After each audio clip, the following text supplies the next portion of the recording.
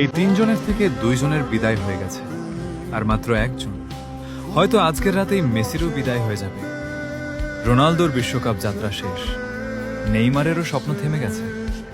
এখন কোটি কোটি ফুটবল প্রেমীর দৃষ্টি শুধু একজনের দিকে, লিওনেল মেসি। যদি আজকের রাতটা শেষ রাত হয়ে যায়, তাহলে শুধু একজন ফুটবলারের বিদায় হবে না, শেষ হয়ে যাবে কোটি কোটি মানুষের শৈশব, শেষ হয়ে যাবে এক সোনালী যুগের গল্প।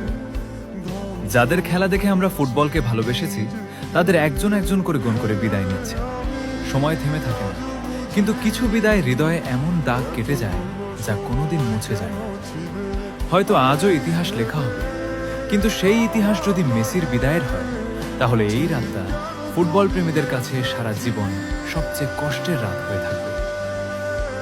হয়তো আজও মেসি আমাদের নতুন আনন্দ উপহার দেবে, আবার হয়তো এটাই হবে বিশ্বকাপে তাকে শেষবারের মতো দেখার